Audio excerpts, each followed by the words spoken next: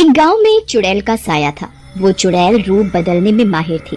वो अक्सर रूप बदल कर लोगों का शिकार करती थी। वो चुड़ैल देखने में बहुत ही डरावनी थी। एक रात चुड़ैल शिकार की तलाश में बैठी होती है। अरे ये क्या हो रहा है?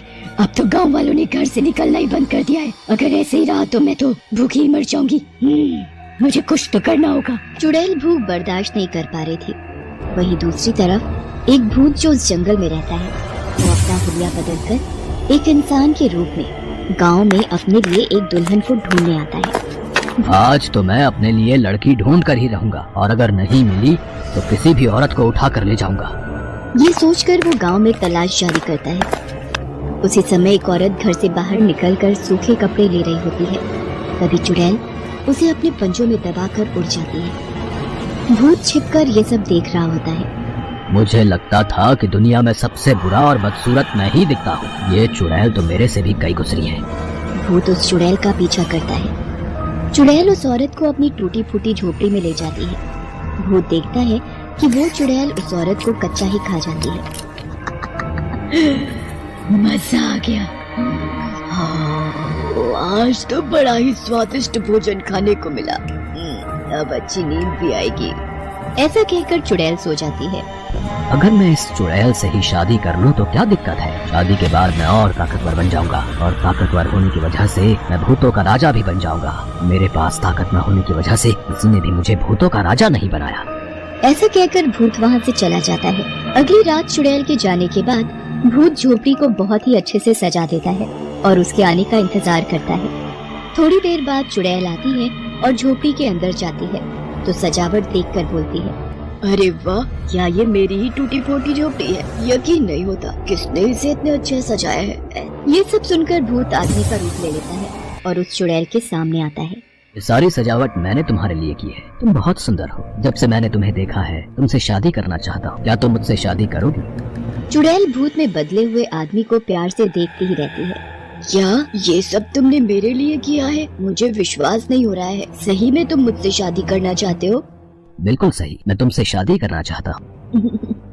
मुझे भी तुमसे प्यार हो गया है। मैं तुमसे शादी करने को तैयार हूँ। दोनों शादी की तैयारियों में लग जाते हैं। दोनों की शादी हो जाती है। भूत चुड़ैल को अपने घर ले जाता है। वाह, तुम्हारा घर तो बहुत ही सुंदर और बहुत ही बड़ा भी है।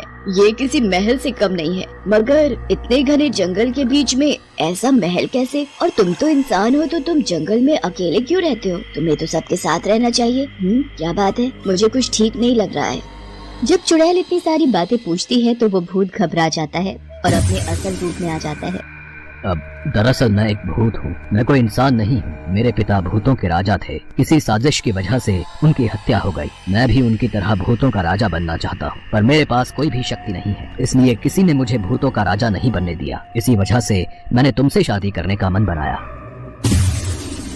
धोखा, तुमने मुझे धोखा दिया है। मैंने तुमसे प्यार किया और तुमने अपने फायदे के लिए मुझसे शादी की। मैंने तो तुम्हें अपना पति मान लिया था, पर अब मैं एक धोखेबाज के साथ नहीं रह सकती। मैं जा रही हूँ।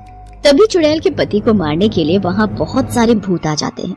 रुको, मुझे ऐसे छोड़कर मत जाओ। मैं तुम्हारा पति हूँ। ये सब मुझे भी मार देंगे, मेरे पिताजी की तरह। तुमने मुझे धोखा दिया है। ये सब कहकर चुड़ैल वहाँ से जाने लगती है। तभी भूतों की टोली चुड़ैल के पति को मारने लगती है। उसे भूत की ऐसी हालत देखकर दया आ जाती है। अगर इन सब ने मिलकर इनको मार दिया तो मैं विधवा हो जाऊंगी। मुझे अपना पत्नी धर्म निभाना चाहिए। चुड़ैल अपनी शक्ति से उन सब भूतों को मार डालती है। ये सब देखकर भूत को अपनी गलती का एहसास होता है। मुझे माफ कर दो, मैंने तुम्हारे साथ इतना गलत किया, पर अब मैं तुमसे सच्चा प्यार करता हूँ। मुझे छोड़कर मत जाओ। और तभी एक बूढ़ी चुड़ैल सामने आकर कहती है, आज तुम अपने श्राप से मुक्त हो गई हो। तुम एक बहुत सुंदर लड़की थी, पर तुम बहुत घमंडी थी और तुम्हें अपने रूप पर बहुत घमंड था और तुमने हम चुड़ैलों का मजाक बनाया था। इसलिए तुम्हें ये श्राप मिला कि तुम चुड़ैल बन जाओगी और जब कोई तुम्हारे इस चुड़ैल रूप से प्यार करेगा उस दिन तुम इस श्राप से मुक्त हो जाओगी। ऐसा कहने के बाद वो बूढ़ी चुड़ैल वहाँ से गायब हो जाती है। तुम तो सच में बहुत सुंदर हो। मैं तो बहुत ही बदसूरत हूँ। क्या तुम अभी भी मुझसे प्यार करती हो? हाँ, मैं अभी भी तुमसे प्यार करती हूँ और मैं हमेशा तुम्हारे साथ रहूंगी। इसके बाद दोनों प्यार से रहने लगते हैं।